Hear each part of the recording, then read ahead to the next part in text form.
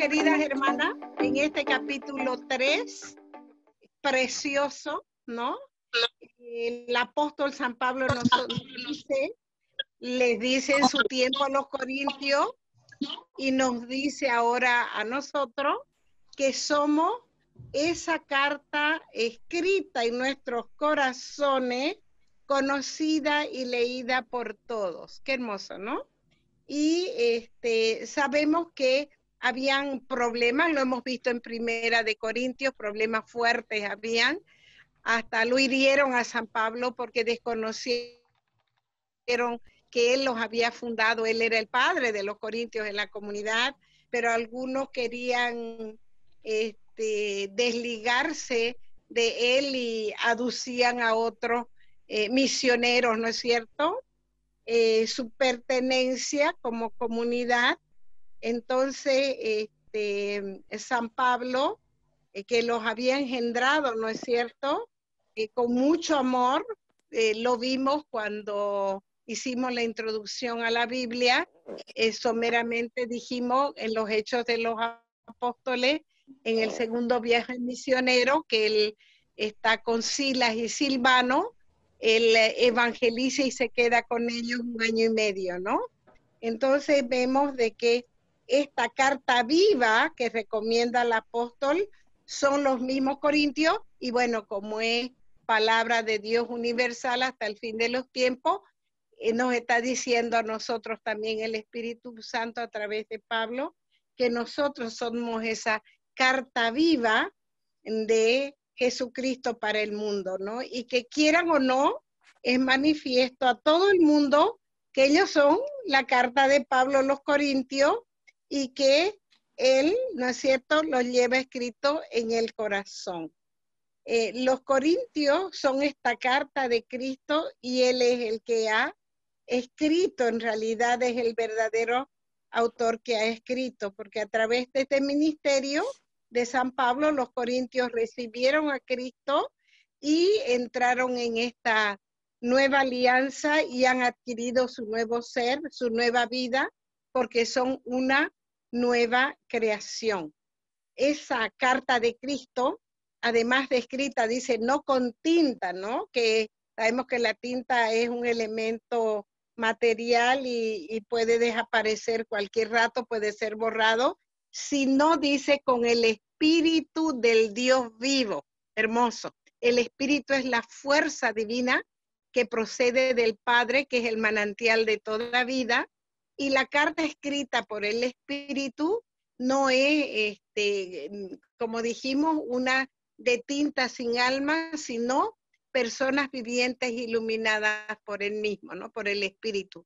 No en tablas de piedra, y aquí está aludiendo a la antigua alianza. Acuérdense cuando Moisés baja del monte con las tablas de la ley, que son los 10 mandamientos, y se sella una alianza, ¿no? Lo hemos visto en Éxodo 24, cuando Moisés erige un altar, 12 piedras que representan las 12 tribus, y hay el sacrificio de los animalitos, la mitad de la sangre la vacía sobre el altar, que representa a Dios, la otra mitad al pueblo, las 12 piedras que los representan, y a estas tablas de piedra que contenían los 10 mandamientos. No es, y aquí no malinterpretemos, que los 10 mandamientos no son hasta el fin de los días, y es más, dicen los que han estudiado, ¿no?, escatología, que el Señor entre comillas, nos va a tomar un examen sobre cómo hemos obedecido esos 10 mandamientos, ¿no? Nos los ha dicho Gloria Polo, las que hemos tenido ocasión de asistir alguna vez a su charla cuando ella vino acá, ¿no? Y también lo dice Mateo 5:17, clarito.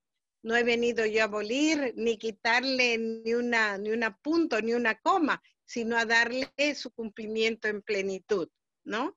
Pero a lo que nos vamos es que ¿qué hacen los 10 mandamientos? Nos muestra nuestro pecado, hermano, ¿no? Nos muestra que no amamos a Dios lo suficiente, que no santificamos su nombre, que profanamos a veces ¿no? Los días sagrados, que no somos respetuosos quizás con nuestros padres, y así sucesivamente. Nos acusan de pecado, ¿no? Mientras que, ¿no es cierto?, el espíritu, Dios pone su ley en nuestros corazones con el espíritu, y aquí se está refiriendo al profeta Jeremías en su librito del consuelo, del capítulo 31, versículo 33, que nos está diciendo, estoy parafraseando al profeta, de que estos 10 mandamientos ya van a estar escritos en nuestro corazón. Y Ezequiel 36, 26 va a acotar, ¿no? El profeta del destierro, que lo hemos visto también, le va a decir sí, pero no un corazón de piedra, sino de carne y lleno del Espíritu Santo, ¿no? Porque solamente el Espíritu Santo puede transformar el corazón. Volviendo a la antigua alianza, la de Moisés, los 10 mandamientos les mostraba a los judíos lo que no tenían que ser, pero no les daba la fuerza para cumplirlo, porque esto viene del Espíritu, ¿ya? Luego, él va a decir, ¿no es cierto?, que esta confianza que tenemos es por Cristo ante Dios. El Señor, cuando subió a los cielos, envió su Espíritu sobre toda carne, y ya esta capacidad para la cual nos capacita a cumplir los mandamientos y más, el ideal, sabemos que son las bienaventuranzas de Mateo 5, ese es el ideal del cristiano. Unos teólogos dicen, que Jesucristo es el que encarnó esa bienaventuranza, ¿no? Porque él era así, él lo dice clarito en Mateo 11, 29, sean mansos y humildes de corazón como soy yo, y encontrarán paz en sus almas. Entonces vemos, ¿no?, que hablando ya de los ministros como él, como San Pablo, el haber sido lleno del Espíritu Santo, y no se olviden que San Pablo al comienzo de este curso lo dijimos, que estudió a los pies de Gamaliel, era muy versado en la escritura, y todo ese conocimiento que él tenido potenciado por el Espíritu, pero por encima de eso, ese amor tan grande que le tenía a Dios. Estamos grabando en este 17 de agosto, cuando hoy en la misa del Padre Rafael, él decía, ¿no?, que por qué el joven rico, porque era la lectura del Evangelio del joven rico, no tuvo la capacidad de seguir a Jesucristo, porque él era un cumplidor de los 10 mandamientos, pero su corazón no estaba entregado al Señor, no lo amaba suficientemente como para dejar todo atrás. Y ese es el kit de la cuestión, como se dice, ¿no? El que cumple el primer mandamiento, todos los demás ya vienen por añadidura, porque si se ama a Dios sobre todas las cosas, se puede hacer todo lo demás, y ojalá adquirir esas virtudes de las bienaventuranzas de Mateo 5. Entonces, no es que Pablo se esté recomendando, sino que le está diciendo que la capacidad que tiene para ese apostolado no le viene de sus energías naturales, sino de la gracia de Dios. Y por eso es que es Dios mismo el que lo ha capacitado, y Dios mismo lo ha llamado su apóstol de los gentiles, ¿no?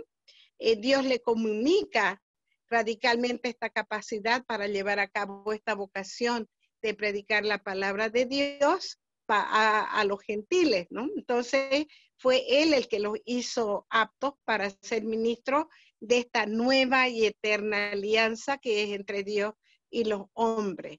Por eso es que él ha sido, San Pablo, el servidor que tiene que entregar su trabajo y su vida en servicio de esta alianza nueva, y vuelve a insistir de que esta es superior a la primera, porque esta es una gracia extraordinaria del Espíritu Santo, ¿ya?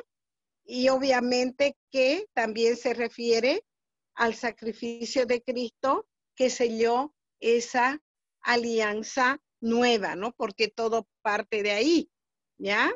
Ahora, la diferencia entre la antigua y la nueva es que la antigua, ¿no es cierto?, es esa de la ley que era temporal, duró hasta que vino nuestro Señor Jesucristo, mientras que la nueva es la alianza del Espíritu Santo, ¿ya?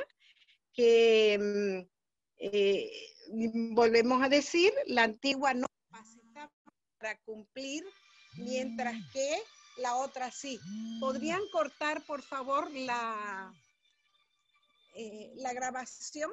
Que la antigua alianza es la letra que mata. Sí, claro, wow. Lo dice San Pablo y nuevamente aclaro, no es que los 10 mandamientos, hermana, maten, ¿no? Sabemos que ya de posterior a los 10 mandamientos de Moisés, ya la cúpula judía había desarrollado 613 leyes, 1500 preceptos, y por eso cuando vino el Señor le dijo, ustedes ponen unas cargas tan fuertes sobre el pueblo y ustedes no ni siquiera las alzan con un dedo, ¿no? Porque ya se habían extralimitado en eso. Y bendito sea Dios, ¿no es cierto?, que nosotros somos de la nueva alianza, ¿no? Que es la del Espíritu y que es la que nos da vida, no lo hemos visto tanto, como dice también San Juan en 6:63, el Espíritu es el que nos da la vida, ¿no? La alianza del Espíritu proclamada en el Evangelio es una fuerza llena de vida que no esclaviza, sino que libera de la servidumbre del pecado. El Evangelio trata de convertir a la persona, al pecador, a cada uno de nosotros. Todos somos pecadores, lo sabemos, ¿no?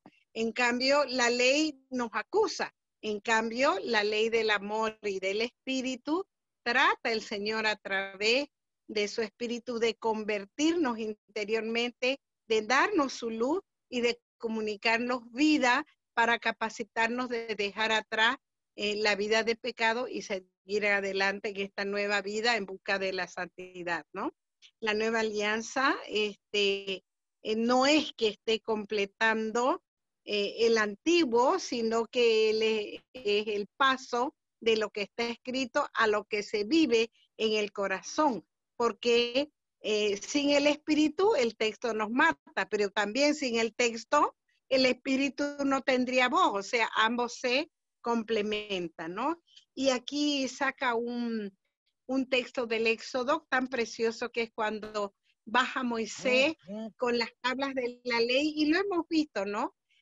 Yo he visto 3 diferentes películas o series de Moisés que me han encantado, y ¿no? La antigua de hace 60 años, con Charlton Heston, que era muy majestuosa, ¿no?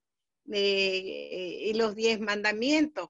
He visto la serie brasilera muy bonita de los hermanos del otro catecismo, pero muy bonita, de Moisés también, y esa cara radiante, ¿no? Y la última, más pragmática, aun cuando tiene efectos increíbles, ¿no? Las plagas y como ya se los puede ver en 3D, se vienen las langostas encima de uno, ¿no? Eso de el Éxodo, dioses y hombres, ¿no? Que está escribiendo el persona, ¿no? El Moisés de ahí está esculpiendo en piedra los 10 mandamientos, ¿no? Entonces, pero lo importante es que el rostro de Moisés estaba brillante, y el mismo San Pablo hace ese comentario en el versículo 8, cuánto más glorioso va a ser el ministerio del Espíritu, cuánto era glorioso el de Moisés, ¿no? El de la letra, pero cuánto más glorioso va a ser el del Espíritu, ¿no? Porque es el ministerio que da vida, ¿no? Aquella gloria del Antiguo Testamento no tenía comparación con esta gloria sobreeminente, y sí lo pasajero fue glorioso, mucho más glorioso en lo permanente, que es la alianza eterna con nuestro Señor Jesucristo, ¿no? Luego dice, ¿no? En otro momento va a decir, él teniendo esta esperanza, ¿no es cierto? Porque el principio vital, que es el Espíritu Santo, se ejerce y se desarrolla en una continua atmósfera de gloria divina, que se percibe siempre por la fe, aunque no, los sentidos no lo puedan ver, ¿no? Ahora, va a decir, ¿no? Este ministerio de vida del Espíritu Santo es el ministerio de la justicia, pues a través de él actúa la justicia salvífica de Dios, que manifiesta su amor y cumple sus promesas de alianza. La gloria del primer ministerio desaparece ante este fulgor sobreeminente del ministerio del Espíritu, porque este ministerio de la letra fue temporal, aunque vuelvo a decir, no, el espíritu de los 10 mandamientos, eso es hasta el fin de la historia humana, y lo dice clarito, vuelvo a repetir, lo dice clarito Mateo 5:17, ¿no? Pero este ministerio del Espíritu que permanece para siempre con nosotros es el que nos comunica la salvación eterna, ¿no? Ahora, otra cosa que va a decir acá en el versículo 15 de este mismo capítulo 3 de Segunda de Corintios, si hasta el día de hoy, siempre que se lea Moisés, un velo está puesto sobre sus corazones. ¿Qué significa eso? La cultura judía, ¿no es cierto?, no ha aceptado este ministerio de vida, de luz, de amor perfecto que nos trae Cristo, ¿no? Porque obviamente no lo han aceptado a Él como el Salvador, como hemos sido nosotros. Así también ocurre aún entre nosotros, de que cuando no hemos entrado y no podemos captar al espíritu y no hay esa conversión, porque eso es lo que tiene que traer el Espíritu Santo a nuestras vidas, es como si tuviéramos todavía ese velo puesto. Y fue muy simbólico que cuando muere nuestro Señor, el velo del templo se raja en dos, como diciendo, ya entre ustedes, humanidad que es pecadora, pero muy amada del Padre, ya no hay un velo que pueda cubrirnos para esa comunión con el Padre, ¿no? Entonces, vemos, ¿no es cierto?, que esto del velo, y pidámosle al Señor que cualquier velo que esté tapando o oscureciendo esa luz radiante que es nuestro Señor Jesucristo, sea quitado de nuestros corazones para que de verdad nosotros podamos entrar en este ministerio gozoso del Espíritu, y como él decía en la prédica hoy, el padre Rafael, tendamos a amar a Dios sobre todas las cosas, que todo lo demás ya será mucho más fácil, ¿no? Ahora hay un versículo muy precioso que es el 17, que dice, el Señor es espíritu, y donde está el espíritu del Señor está la libertad. Qué texto más precioso, ¿no? Entonces, vemos de que este ministerio del Espíritu es el que nos trae la libertad. Pero ¿de qué libertad estamos hablando? ¿No? No estamos hablando de un libertinaje de que yo puedo hacer lo que quiero, ¿no? Sino todo lo contrario. No han habido dos personas más libres que hayan pasado por este planeta, por esta humanidad, que nuestro Señor y Nuestra Señora. Y esto es mi pequeña cosecha personal. La libertad es no tener capacidad para hacer el mal, porque cuando el mal está presente en nuestra mente, en nuestro corazón, en nuestro ser, entonces estamos esclavos, esclavos al pecado, esclavos a la atracción mundana, esclavos al enemigo. En cambio, cuando el Espíritu está de tal manera en cada corazón que ha llenado del amor de Dios esa vida, no hay capacidad para hacer el mal, sino solo para hacer el bien, ¿no? Y esta es, vuelvo a repetir, es la obra del Espíritu Santo. Y por eso es que hay este versículo tan bello. Dios es espíritu y donde está el espíritu está la libertad. La libertad del pecado, obviamente, ¿no? Luego tenemos, ¿no es cierto?, que esta liberación del pecado, del temor, es una aceptación libre de un servicio de amor y justicia del Señor. Es un servicio voluntario dado a aquel que es la verdad, Jesucristo, y que Él es la libertad más perfecta a la que puede llegar una criatura. Yo les decía,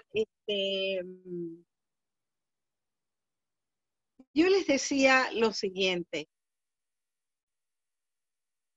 Había una leyendita que no sé si tiene alguna base histórica, pero en ese tiempo terrible de la esclavitud en Estados Unidos de los negros, estaban, y me da pena hablar, decirle la palabra, subastando un muchacho fuerte, que podría ser un gran trabajador en esos algodonales, tendría unos 18, 20 años, con una mirada de odio y de rabia y de ira por su situación de vida, ¿no? Estaban ellos felices en su continente africano y de pronto están acá esclavizados por estos cara pálidas, ¿no? Del norte. Y pasa un señor ya de edad avanzada y lo compra el muchacho y él lo mira con tanto odio, pero lo que le sorprende es que a la vuelta de este lugar estaba la oficina de declarar libertad a los esclavos. Entonces agarra él, entra a la oficina y le dice que él estaba liberando a este esclavo. Y le dice a él que era un hombre libre. El muchacho no salía de su asombro y se empezó a correr feliz en sentido contrario de donde estaba este señor que le había comprado la libertad sin siquiera haberlo llevado a su casa, a sus plantaciones, y de pronto se para. Muchacho sabio, por eso es que no sé si es histórico el relato, y se vuelve corriendo donde el hombre y le dice, ¿sabes qué? Tú me has dado la libertad, me has liberado de la esclavitud, pero yo libremente te quiero servir. Y eso es lo que ocurre con un corazón agradecido al Señor cuando ha sido liberado de esquemas mundanos, pasajeros, cuando ha sido liberado de una vida superficial, de lo perecedero, ¿no? Porque solo es la roca eterna en la que podemos afianzar los cimientos de nuestra casa, como dice la parábola, ¿no? Entonces, eso es lo que nos ocurre a los que hemos abierto nuestro corazón y le hemos dicho sí al Señor, ¿no? Nos damos cuenta que solo Él, como dueño y Señor de nuestras vidas, es el que le puede dar esa orientación, ese camino. Él mismo se declara el camino que nos va a llevar a esa vida eterna, porque Él se declara que es la vida, ¿ya? Es una situación así cuando uno le ha abierto su corazón de par en par al Señor y le ha dicho un sí, ¿no? Entonces uno ya pasa de la esclavitud del pecado a una servidumbre voluntaria, se hace un servidor, como acaba de declarar el mismo San Pablo, ¿ya? Él se declara un convertido del Señor y un servidor de Él y de todo, ¿no? ¿Qué más cosas bonitas podemos encontrar en este texto tan bonito de 2 de Corintios 3? Esta parte, ¿no? Cuando dicen, ¿no? Nosotros en este proceso de seguimiento a Cristo resucitado y glorificado, ¿no? Que nos está llevando de gloria en gloria, vamos siendo transformados, ¿ya? En esa misma imagen de Cristo, que es el hombre nuevo, el nuevo Adán, que es imagen de Dios, en esta transformación, que es un proceso continuo e ininterrumpido que dura toda nuestra vida. Y, como dije antes, nos va llevando de gloria en gloria, y no es como por arte de magia, ni se produce de repente, sino que es gradual y progresiva, porque la gloria del Señor va penetrando cada vez más en nuestra naturaleza hasta convertirnos a nosotros mismos en fuente de luz. Si nos vamos a los evangelios, Juan 8:12 dice, yo soy la luz del mundo, dice el Señor.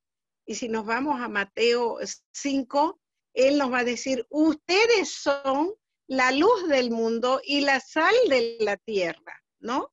Queriendo decir, somos como esos candeleros que estamos portando la luz de Cristo a donde quiera que vamos. Y además dice, ¿no? No se esconde el candelero debajo de la cama, sino que se lo pone en un lugar alto para que refleje la luz y todos la puedan ver, ¿no? Entonces, vemos que ese texto también es muy bonito, de que vamos siendo transformados cada vez más, y ya hemos dicho, ¿no? En otras ocasiones, y esta transformación es mientras más ancha la puerta le abrimos al Espíritu Santo, que es amor, lo va a decir y lo vamos a ver, Dios quiera, en Romanos 5:5. El amor ha sido ya derramado en sus corazones por el Espíritu Santo que ya se les ha dado. Entonces, mientras más Espíritu Santo vamos recibiendo, más le estamos abriendo nuestros corazones al Espíritu Santo, Él nos va llamando cada vez de mucho más amor, ¿ya? Entonces, este proceso, no olvidemos, conlleva el convertirse al Señor, y al convertirnos al Señor, el velo se va quitando, como ese velo de que hablábamos ya tanto del templo, ya como este velo del Moisés, de que estaba hablando aquí San Pablo, y vamos creciendo en mayor conocimiento, pero sobre todo en mayor amor, ¿no? Y gracias a este continuo reflejo que recibimos y proyectamos de la gloria del Señor, nos vamos transfigurando en esta verdadera imagen de Él, cuya gloria hemos recibido, y esta transformación va siendo cada vez más completa hasta llegar a la madurez de la plenitud de Cristo. ¿Ya? ¿Ya? ¿Ok? Vuelvo a decir, ¿no? Es de destacar este versículo 3 del capítulo 4, que dice, ¿no? Que si todavía nuestro evangelio está velado, es para los que se pierden, para los incrédulos cuyo entendimiento ha cegado el Dios de este siglo, para que no vean brillar el resplandor del evangelio de la gloria de Cristo, el cual es imagen de Dios. Porque no nos estamos proclamando a nosotros mismos, dice San Pablo, sino a Jesucristo, que es el Señor.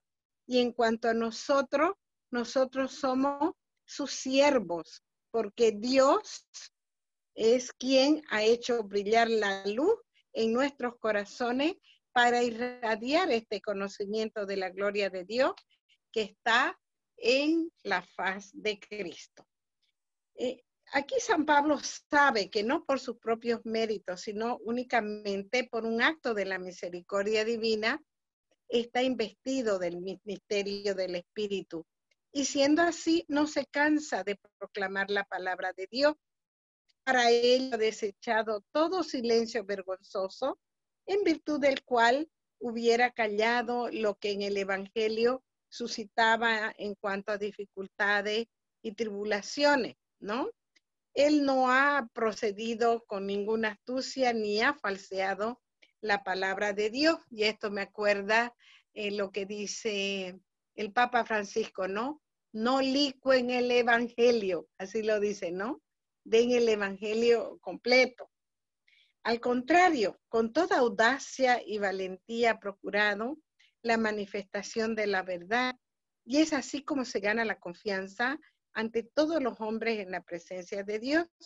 Y si a pesar de estas manifestaciones de la plena verdad, el evangelio permanece velado para algunos, la culpa no está en el evangelio ni en los predicadores, sino en aquellos que se pierden, que no quieren creer.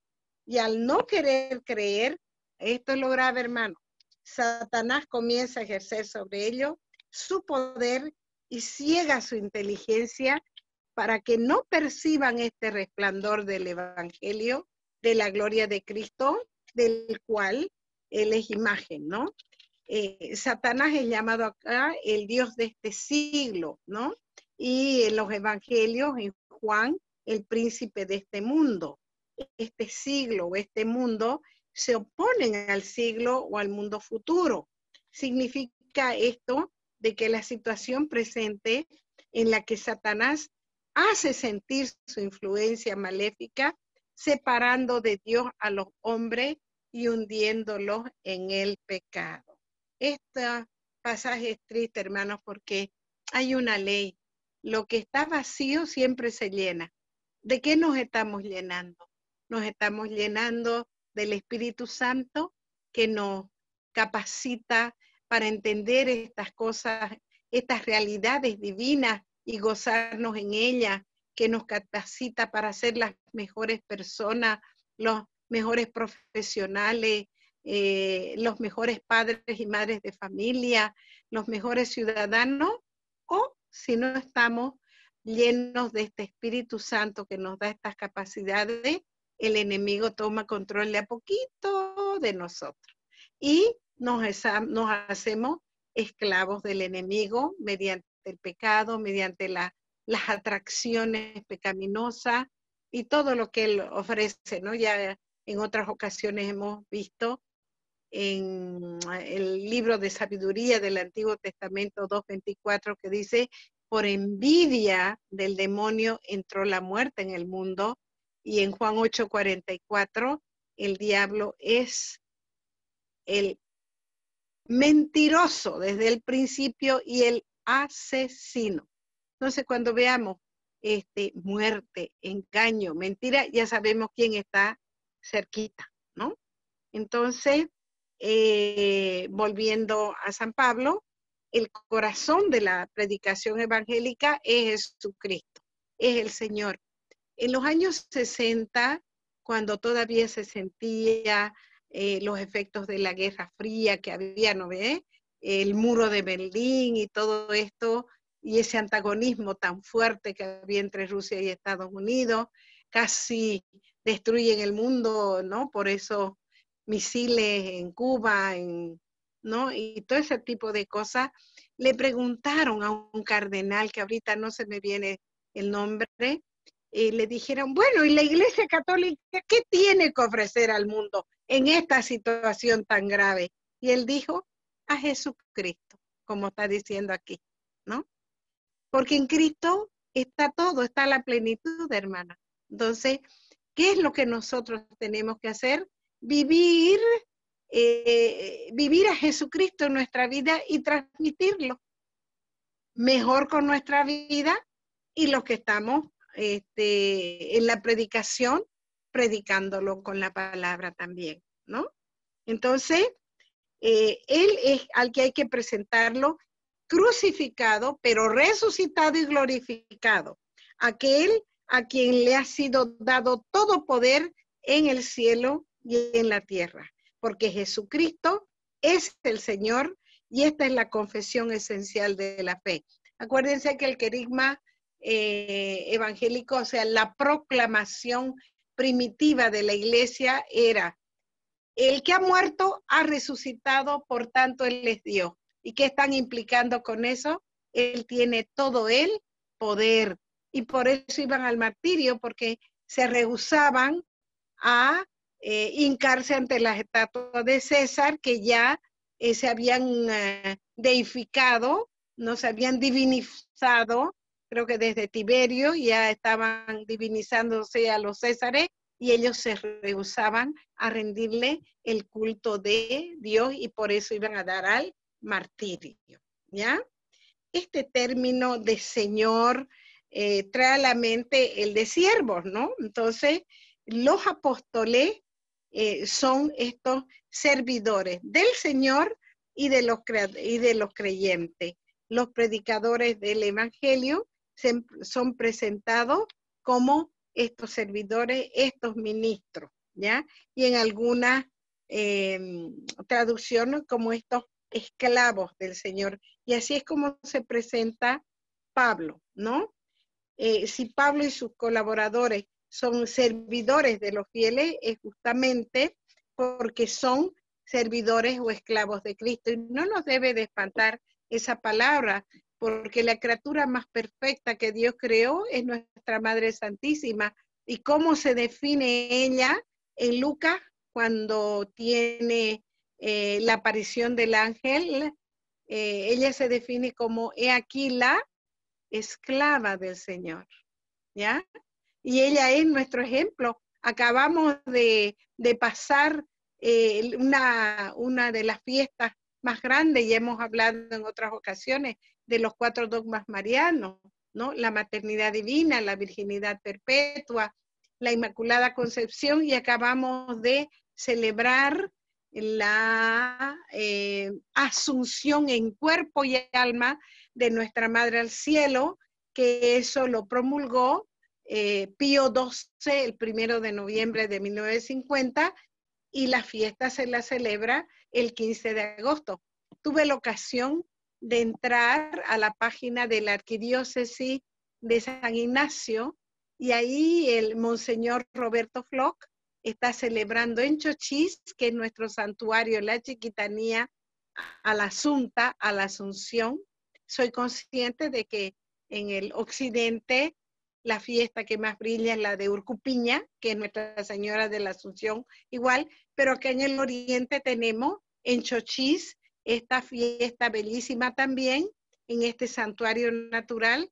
Si han ido, ustedes entienden de lo que estoy hablando, y si no han ido, en cuanto pase esta pandemia, yo les sugiero ir. Es bellísimo el santuario consagrado a Nuestra Señora de la Asunción, de la Asunta, donde por intercesión de ella, todo este pueblito de Chochís se salvó de ser arrasado por la mazmorra que se venía por la explosión de ese farallón en 21 Fuentes, y por la oración de un señor Maldonado, que él era de Cochabamba y tenía devoción a la Virgen de Urcupiña. La Virgencita lo escuchó, y milagrosamente, como si 2 manos hubieran atajado esa mazmorra, y se salvó todo el pueblito de Chochís. Esto ocurrió en enero, si no estoy equivocada, 15 de enero de 1979, y de ahí que tenemos este hermoso santuario a Nuestra Señora de la Asunta en Chochís. Yo les mandé las misas al chat, ¿no? A todos los chats de todos mis grupos. Entren, bellísima. Y es diferente, ¿no? La devoción a la de Urcupiña, nuestra misma madre, pero es diferente. El entorno es bellísimo, el santuario. Y vuelvo a decirles, si no han estado allí, les recomiendo, hay un camino muy bueno de aquí yendo a San José. Ahí está Chochís, ¿no? Entonces vemos, ¿no es cierto?, de que ella, volviendo al término, una cosa me llevó a la otra, pero bueno, creo que valía la pena. Así hoy homenajeamos a nuestra Madre Santísima, la Asunta a los cielos, en cuerpo y alma, ¿no? Y ella se declaró ante el ángel Gabriel: he aquí la esclava del Señor, hágase en mí según tu palabra. Entonces, aquí también San Pablo se declara un esclavo del Señor, del ministerio de predicación y de los corintios, ¿no?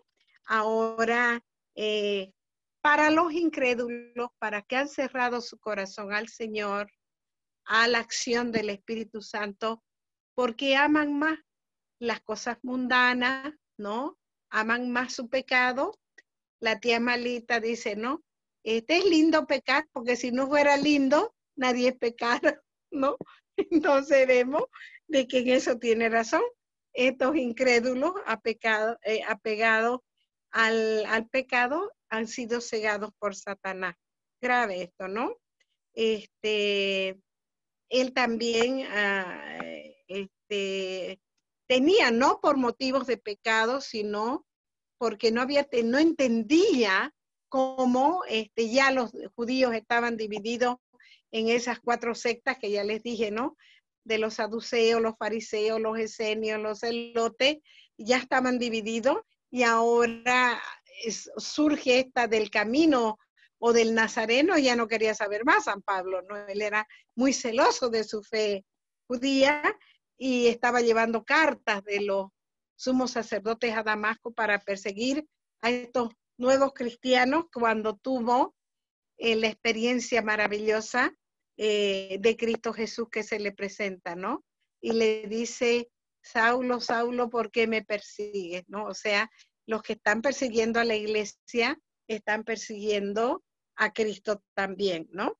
Entonces, él dice que era un ciego espiritual, ¿no? Porque está, aunque también está su ojo físico, durante 3 días no vieron la luz hasta que vino este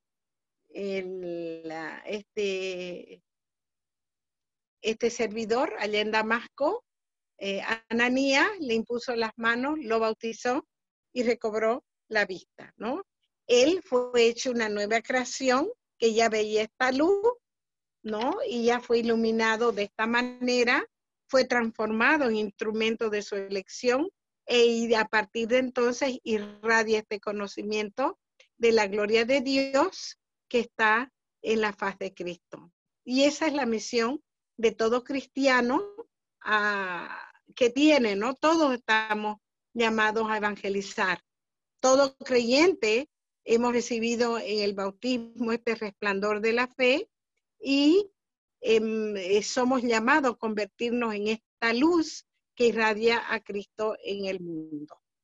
Y otro versículo que es muy interesante y me encanta es el versículo 7 de este capítulo 4. Pero llevamos este tesoro en vasos de barro para que aparezca que la extraordinaria grandeza del poder es de Dios y no de nosotros. Hermanos, los que estamos en esta tarea de la predicación, de la enseñanza, sí que lo sentimos, ¿no? Cuanto más San Pablo, porque este ministerio de la proclamación del Evangelio, que es irradiar este conocimiento de la gloria de Dios, es un gran tesoro. Pero Dios lo ha confiado a nosotros, los seres humanos, ¿no? Que no somos más que arcilla quebradiza, somos vasos de barro, dice aquí, ¿no? Porque obviamente estamos expuestos en nuestro cuerpo a enfermedades, ahora sabemos lo terrible que puede ser una pandemia, estamos sujetos a la muerte y estamos sujetos a esta frágil condición humana, ¿no? Entonces, este mensaje de extraordinaria grandeza y de poder que conlleva la predicación y la proclamación del Evangelio para poder convertir y transformar al hombre, supera obviamente a la vasija que lo está portando, ¿no? Entonces, y obviamente se acarrea mucho sufrimiento. Por algo va a decir, en todos somos atribulados. Ya veíamos al comienzo de la epístola como una persecución tan terrible que recibió en Éfeso. Pablo hasta dudó que podrían hasta salir con vida de esa persecución, ¿no? Estamos perplejos, pero no desesperados, el versículo 8, perseguidos, pero no abandonados, derribados, pero no aniquilados, llevando siempre en nuestro cuerpo el morir de Jesús, para que también la vida de Jesús se manifieste en nuestro propio cuerpo, ¿no? Entonces, dada esta fragilidad del instrumento, San Pablo hubiera perecido en combates tan difíciles que le tocó, en lo que le tocó estar, ¿no? Y si no ha sido así, es por la gracia y la fuerza del Señor, ¿ya? Entonces vemos de que todas estas tribulaciones constituye ese morir en Cristo, ¿no?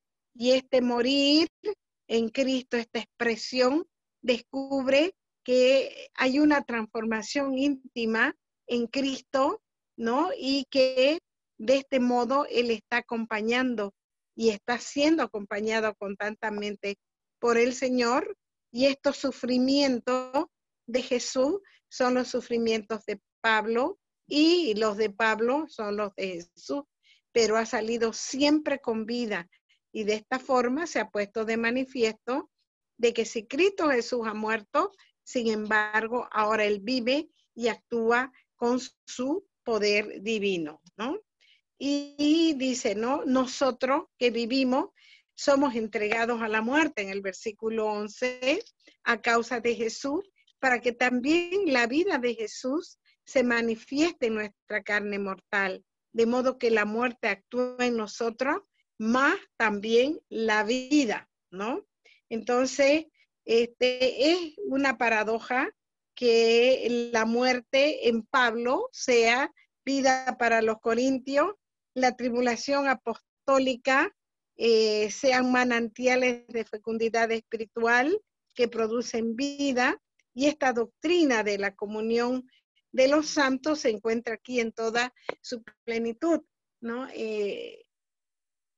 Por eso es que, y si Dios quiere, lo vamos a ver, Él va a decir, y lo hemos mencionado antes, en la epístola a Colosenses 1:24, no la estoy leyendo literalmente el versículo, sino parafraseándolo, y en Filipenses 1:29, que va a decir que a nosotros no solo nos es dado creer en Cristo, sino también sufrir con Él para la salvación de la iglesia.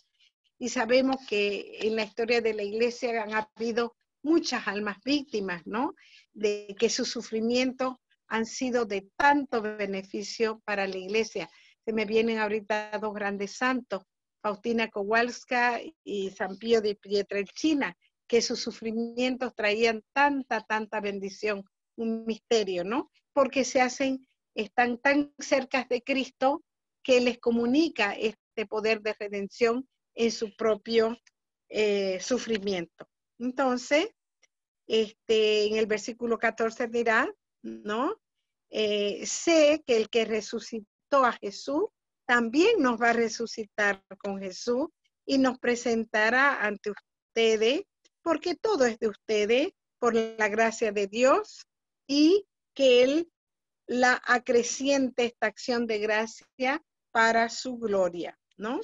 Entonces vemos de que todo lo que está haciendo Pablo, y vemos que fue una comunidad bastante ingrata, ya lo hemos visto en la primera epístola a los Corintios, todo lo que estaba padeciendo y toda su vida y hasta su muerte está en favor de los corintios. Su vida apostólica alcanza estas gracias que se van a multiplicar porque van a beneficiar a un montón de corintios, y por eso había que darle la gracia y la gloria a Dios, ¿no? Ahora, otro versículo que nos llama la atención es el versículo 16, que dice, ¿no? Por eso es que no desfallecemos, más bien, aun cuando nuestro hombre exterior se va destruyendo, nuestro hombre interior, en cambio, se va renovando de día en día, ¿no? Bueno, sabemos que nuestro hombre exterior, ¿no? Es nuestro cuerpo mortal, con toda su fuerza física, y también la parte emocional, los apetitos que tenemos, ¿no? Y nuestro hombre interior es este hombre nuevo que ha sido recreado en Cristo y que ha vuelto a encontrar la rectitud primera como imagen de Dios que es, y que ha sido hecho morada del Espíritu Santo, el cual lo ilumina y lo guía. Este hombre nuevo se opone al hombre viejo, que está sujeto a la seducción de la concupiscencia y puede caer en la esclavitud del pecado. Entonces, mientras nuestro ser material va camino a la destrucción, nuestro ser cristiano se renueva cada día gracias a esta acción del Espíritu Santo que lo habita, y va adquiriendo una transformación espiritual cada vez mayor, ¿no?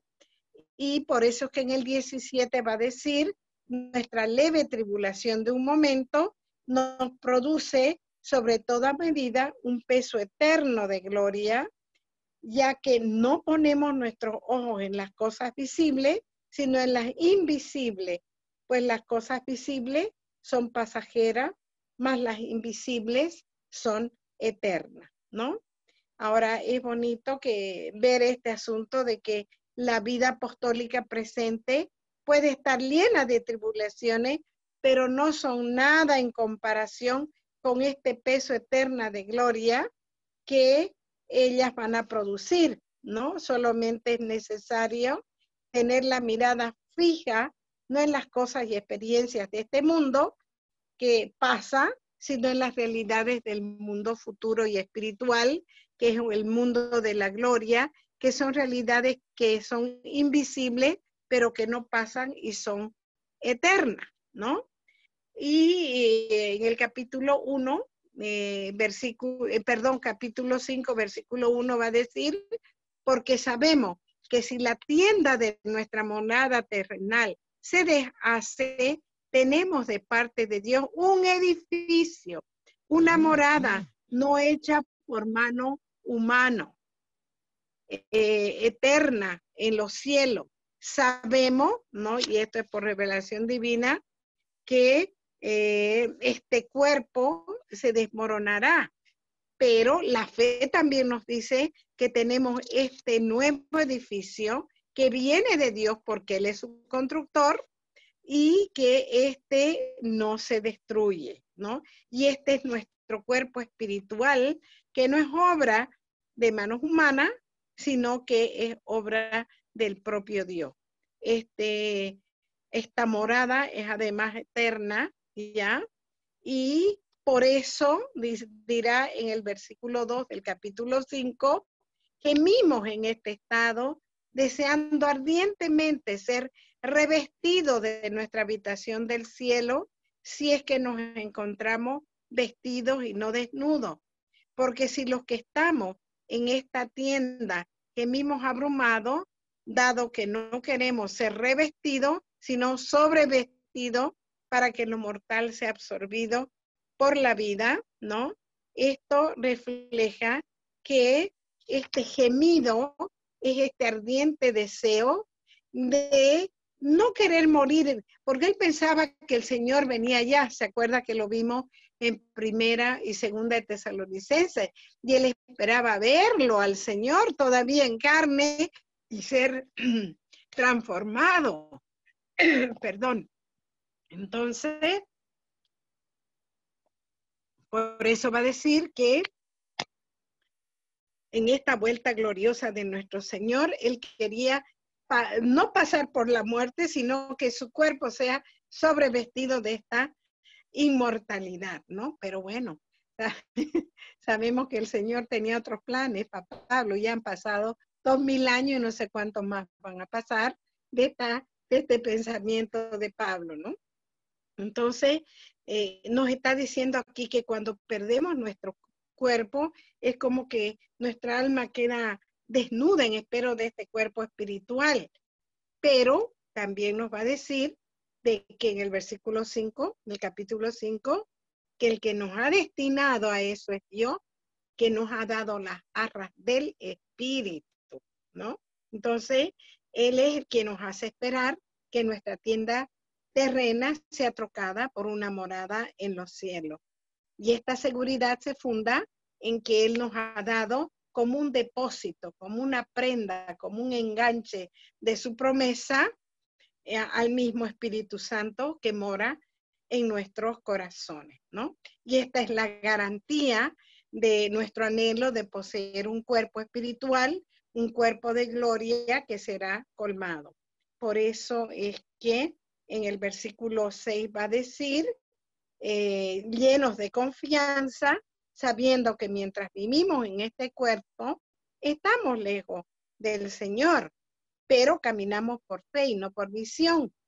Y confiamos y preferiríamos salir de este cuerpo para irnos junto al Señor. pero sabemos también, mientras vivimos en el cuerpo, estamos, ¿no es cierto?, en esta unión estrecha que durante esta vida existe entre Cristo y el creyente, ¿no?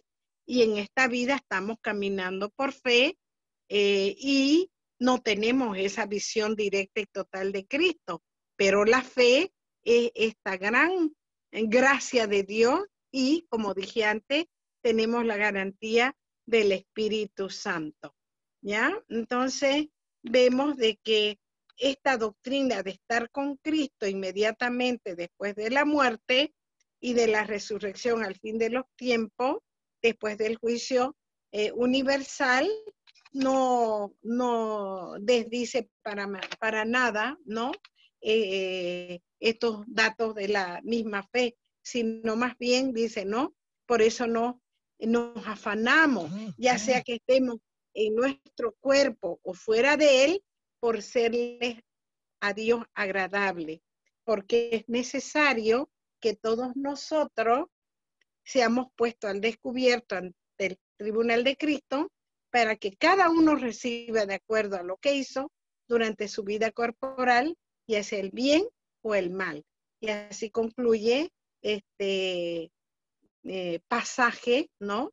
En que afirma, ¿no es cierto?, San Pablo, que tendremos nuestro juicio personal al morir, iremos al tribunal de Cristo y que la recompensa tan eterna va a ser en relación al bien y al mal que hayamos hecho durante nuestra vida en este cuerpo. Y obviamente que vamos a decirle, Señor, no nos juzgues según tu justicia, sino júzganos según tu misericordia.